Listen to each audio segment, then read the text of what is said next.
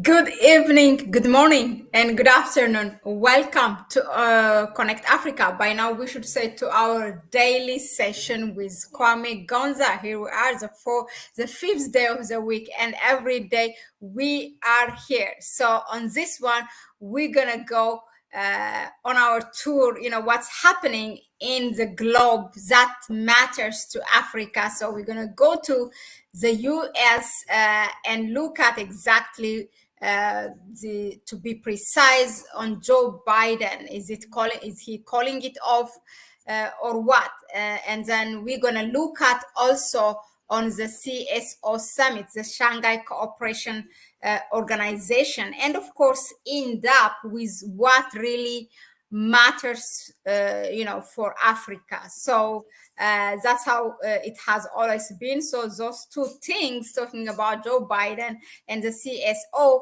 will give us a background for us for what Kwame gonna touch at last on what matters for Africa, what place in Africa can take from this. Without further ado, welcome Kwame.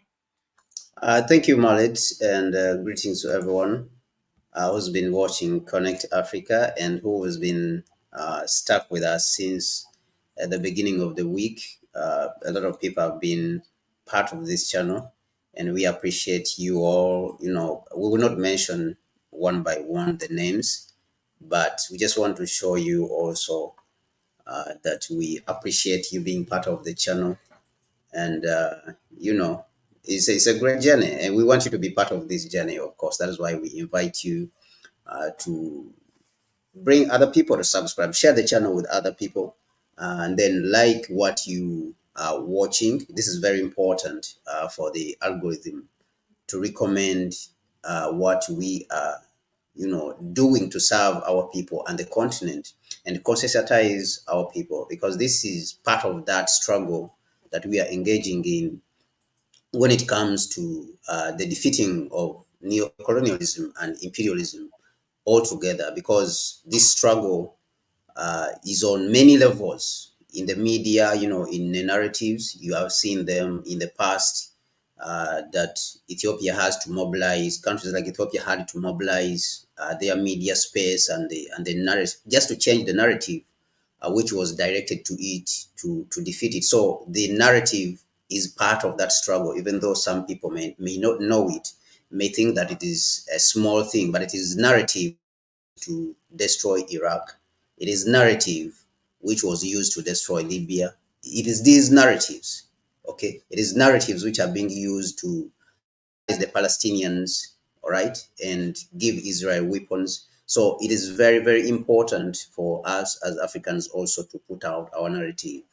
And of course, this narrative can only stick if you, the people who are watching, support it, and of course share it. You spread it. You have to spread it because that is the only way we can get into the minds of our people and be able to also and contribute as well to the liberation of our people, our continent, and our resources. Because all these narratives are nothing.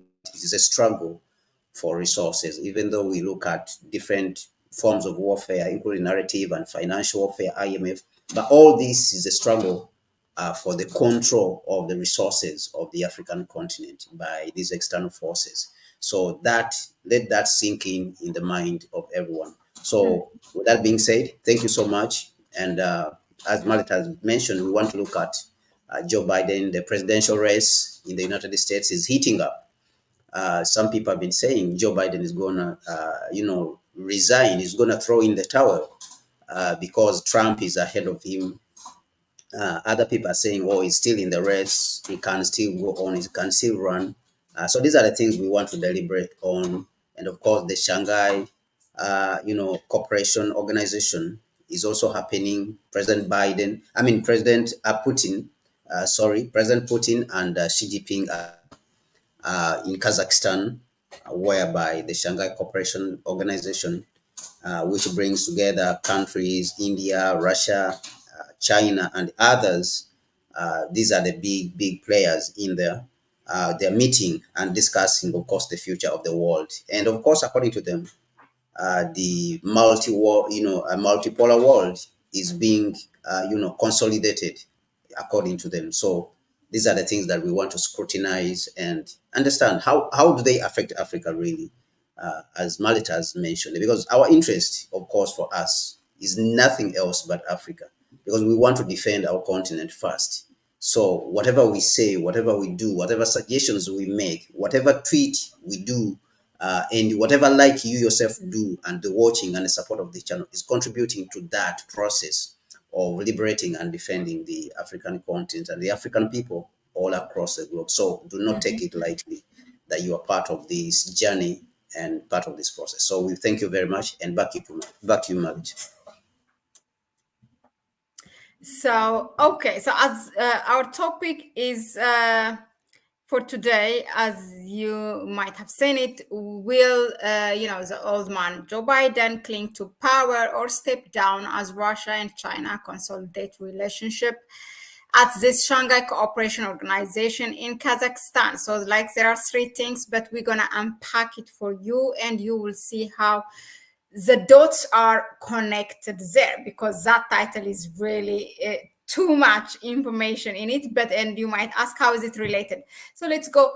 The first we will look at on Joe Biden. So things have not been really well for Joe Biden. The 81 years old, he has been falling down. Really. My personal opinion, it's embarrassing. I don't know why America is allowing this to happen. And also the terms of approval rating and trust in his ability, mentally or physically, to run the country has been going down. And with this, him running for second term, now also the poor performance is what is mentioned now during this presidential debate, where he was trampled by Trump. Now, Kwame, what are we seeing?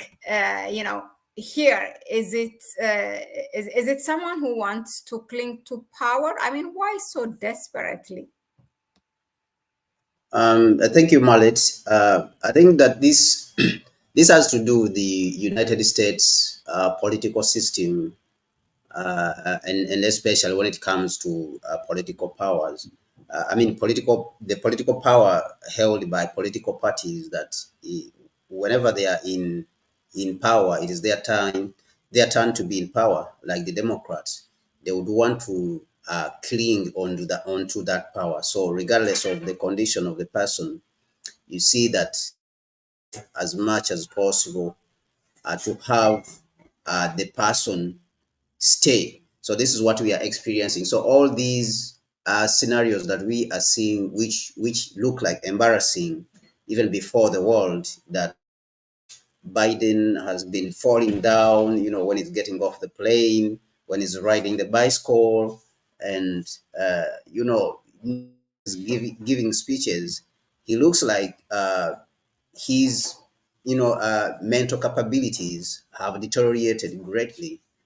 But all these, there are calculations within the Democratic Party itself that they want to stay in power. They're calculating how to stay in power. But also, there's another thing which we noticed recently after the performance at the first debate in which he debated Trump, because they say that he performed horribly. And of course, we have done an analysis on this. The performance was horrible, and the person who came to the debate with just he was just slightly behind Trump. The lead actually now increased, because I think he was around. Trump was around, his approval rating was at around 48%, and Biden was at 45. But by the end of the debate, Biden had fallen behind 3, and Trump had increased actually to 49. Was at 45%, and Trump was around 48. But at the end, we saw that Biden had dropped from 45 to 43, and Trump had increased, to 49. So, which is interesting. I've witnessed also is that the family of President Biden, especially his son and his wife, because this is a matter of prestige for them.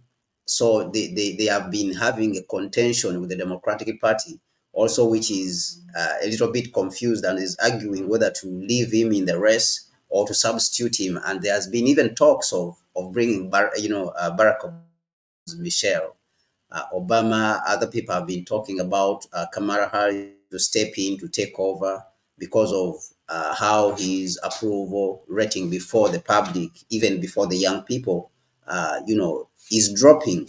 So, but of course, it is all politics for the United. Now, what we are witnessing also within the Democratic Party, of course, is that uh, they want to appear as the new Republicans. And of course, we know the Republicans are becoming a little bit more in their approach, that when you look at people like Trump, now they look at him as somebody who doesn't play by the rules. So you can say that the Republicans have become fascist and the Democrats have become the new Republicans, simply because now they want to look like they are more warlike. Okay, when it comes to dealing with, for example, immigration, when it comes to dealing with the situation in the Middle East and all this. And we have seen moves that he's been adding more and more money and weapons to Ukraine, adding more and more weapons to Israel in its war against the people in Gaza. So I think that it is all calculations for the Democrats to stay on top of the situation. But it is just for us to watch what will go on and what will come out, at the end of the day.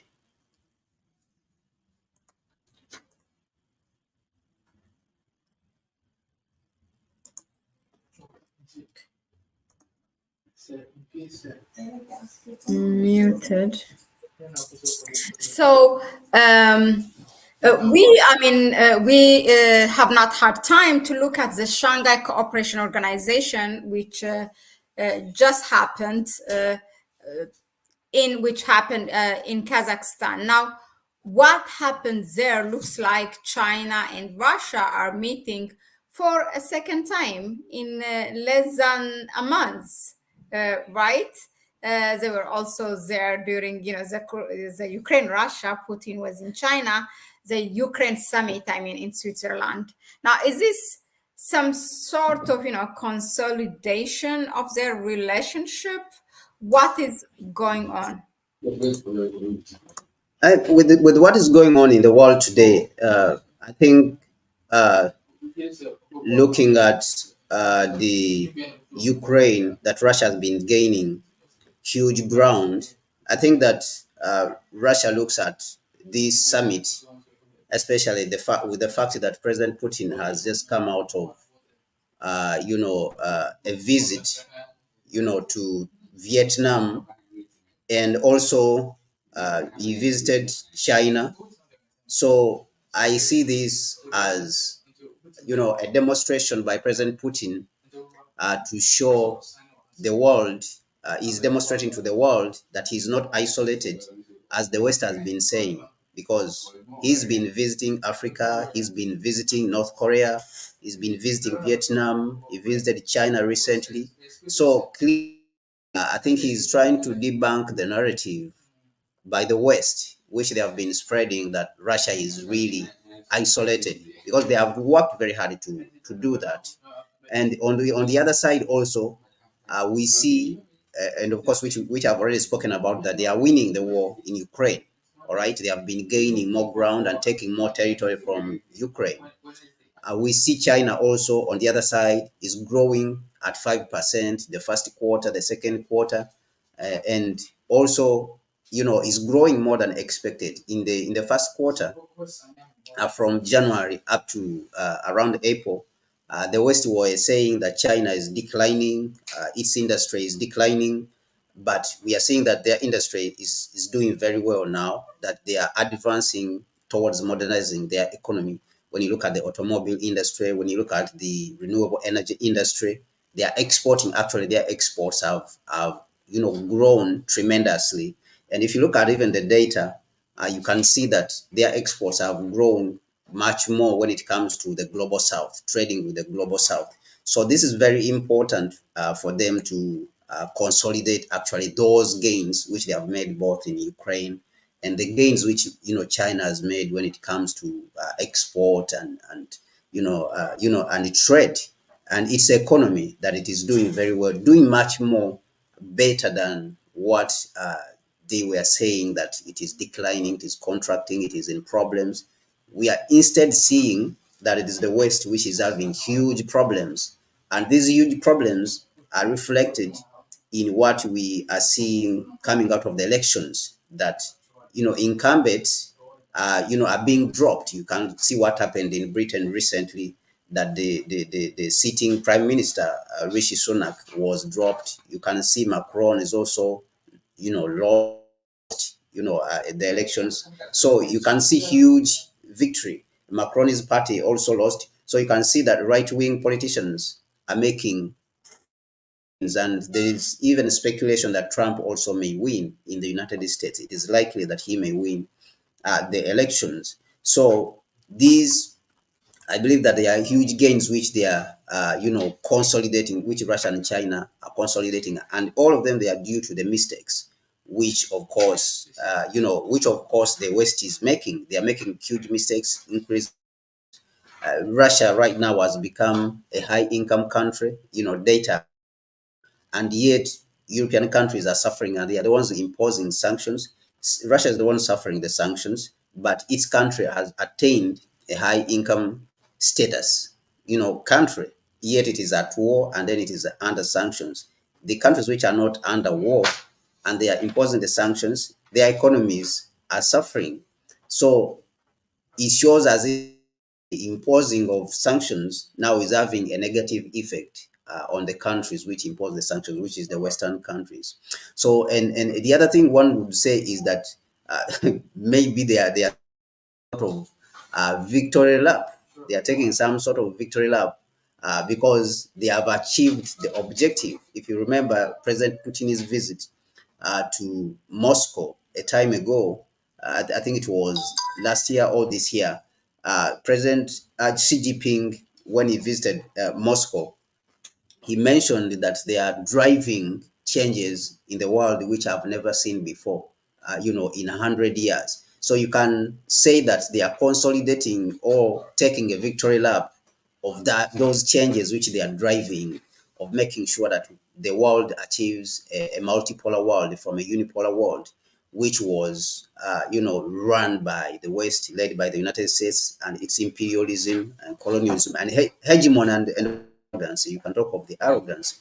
It also, one can say also that this shows that Russia is, as I've mentioned, is not isolated. That one I've already, spoken about it, and also maybe also that the global South has really made huge gains. You can say that the global South has made huge gains because the global South has been able to support and offset the trade, because China has made so much inroads global South, in the United States and the West, which China used to trade very much with. They have put a lot of sanctions. Okay, they have put a lot of sanctions on Russia, and they have put a lot of sanctions and restrictions on China. But you can see that these countries are trading much more with the global South, of which, of course, Africa is part of. So if Africa is part of this global South, it shows that the global South now has become much more self-sustaining in that sense. So this means, of course, good things to come. Good things are to come for the whole global South. That even without the West's technology or finance backing, the global South can still stand alone and support itself. And of course, this is shown in the growth that is happening yeah, and the better economy that is working out for Russia and China.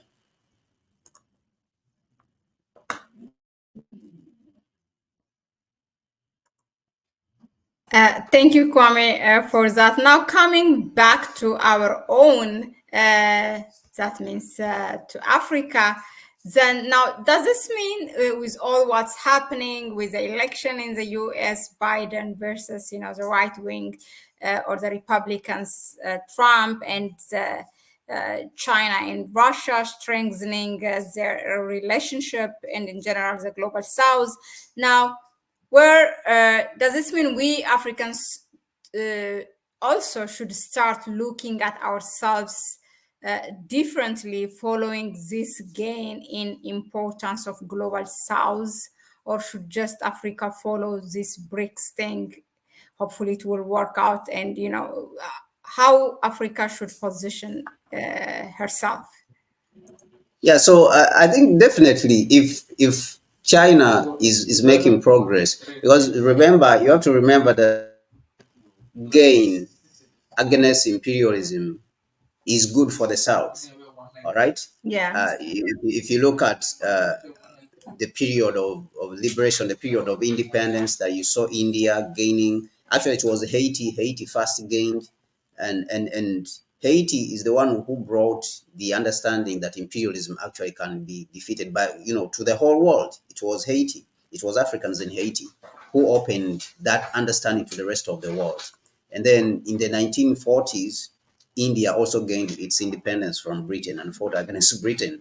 And then, of course, China, 1949, was able to expel others. So the rise of the Soviet Union, and it helped a lot. So every self-determination, every success in self-determination weakens imperialism. All right. If there is success within China technological in all these areas, of course, the United States is fighting so hard to limit the technology which China can get its hands on, including semiconductors and aircraft manufacturing and automobile manufacturing. So they are fighting so hard to limit that technology from falling into the hands of the global South, because this is what gives them their and domination and ability, to South.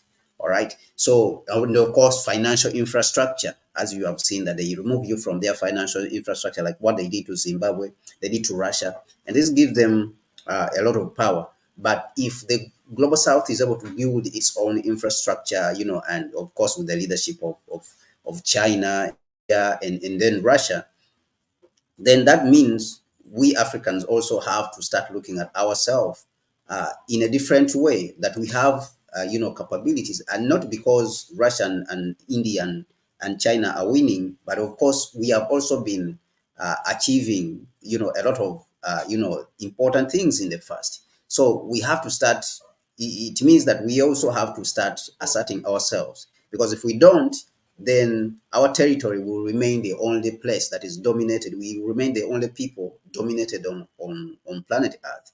And if we don't do it also, it means that even if Russia and China wanted to help us, they cannot help people who are always submitting themselves, who are always compromising their interests. So we have to assert ourselves as Africans. We have to speak, with confidence. Okay, we have to study. It's very important that we have to study, because we are in the information age, especially which has come up. The same information which an American has today is the same information which we have as a people. So there's no excuse that we should not match them. There's no excuse. We have to be able to match them, boot for boot, neck to neck. Intellectually, we have to be very sharp so that we can reason, we can put up our narrative, we can reason on anything, whether it's technology, whether it's politics. Okay, so then us to regain our dignity as a people. Okay, so then we will slowly, chip away all that, humiliation. We will slowly, break that humiliation which was imposed on us 600 years ago. And they have continued on to practice it. They have continued to push us down. But in all, it depends on us that we have to stand up and and be counted, our rightful place. It also mean these victories which we are seeing China and Russia gain and consolidate, and of course together with India and in the whole BRICS, means that we have to work very hard, especially we on the continent, to see that puppets on the continent. Okay, because it is not enough for us to stand up and just make noise, but we have to work studiously hard, because these opportunities, like President Xi Jinping said, they come only once in 100 years. So all the groups and people who are masquerading on the continent and they are calling themselves leaders, to identify the puppets and remove them from the continent. But like I said, everything comes from that feeling of confidence, because if we don't study, and we will not get confidence within ourselves that we can do these things, all right, that we can make independent economic policies, we can have independence in the independent industrial policies. So if we don't do that, then we will continue to go around the world, you know, disgracing ourselves. All right. But what we have to do is that we have to be confident that we can be able to mold our own, industrial policies, our own economic policies, and anyone who doesn't agree with this kind of outlook, that we should also start having our own way of looking at the world. There's no reason why we should go to the IMF. There's no reason why we should go to the World Bank to beg for money. Why should we do that when we have these countries like we saw yesterday? The United States is more indebted than the whole African continent. So why are we going to the United States? Money for what reason? So it means that the issue is not about being indebtedness, but the issue is something else that is not being said. So these are the things which I think we have to be confident enough and speak about, and also fight to be able to remove the people who are putting us in this kind of situation, and that means our very own African heads of state who are putting us in these kind of situations.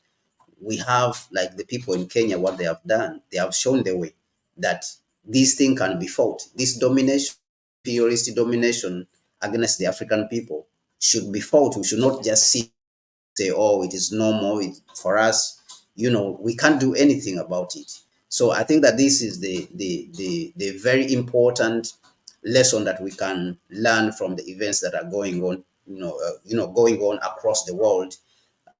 Us to understand the world in which we are living. It helps us to understand that the United States has a huge problem, when it comes to its politics, but also its economy. We have seen people homeless in California, and there's chaos. Of course, these Biden, it shows that this political system is not perfect in the US as they have been presenting it to us.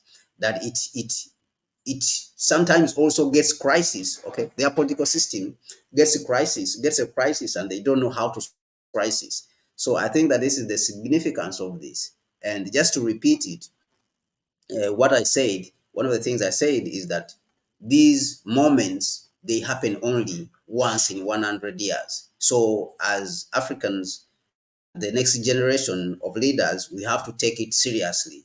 And we have to take it seriously through our actions, and then, of course, studying, and then actions and purposeful actions towards the liberation of the continent and its unification.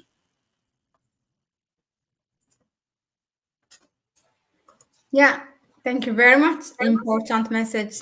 Study is what is really we are lacking. That's why they are dumping a lot of propaganda, knowing that the fact is out there, because we don't read, we don't study our own, not only history, but contemporarily what's happening. I think that's it. We have, finalized what we wanted to bring you for today. Thank you, Mohammed Musa Ali and Imhotep, who was here even before us. We see you. Thank you again. And child of God, a lot of comments here. One thing that surprised me is that, like Obama grew up together with the Bush family. That's new. Did you know, Kwame? It did what? He grew up with the Bush family, like they are related. Something. Yeah, so I don't have very solid information on that. What I know is that Obama, they have a very close relationship with the Bush family, and you could see that even Yeah, during the inauguration of yeah. Or even funeral. President Obama when he became the president in 2008, and all the way through they had a close relationship, even though everyone almost hated Bush. Almost everyone hated George Bush. The Obama family was embracing Bush and calling him, someone who served his country, even though he destroyed the lives of many people across the world. Yeah, so that is the only thing I know, that they have a close relationship. Obama's family and the George Bush family, maybe because they are the ruling, elite. Okay, anyway, we will search on it. That's why we say we also learn from you, guys. So his stepdad was the guy who did the genocide in Indonesia. That's why he was there. Well, okay, it's all new, but we will do our reading. We will do our homework. Hello, Muhammad Abdullahi. So thank you all for rooting in, and we'll see you again on another program tomorrow at the same time here, 7 p.m. Ghana time, 9 p.m. Central European time, 3 p.m. Eastern time. And West African time, Central African time is 8 p.m. I think. Thank you, and it's a bye bye from us. Thank you, Kwame. Thank you, Mahlet.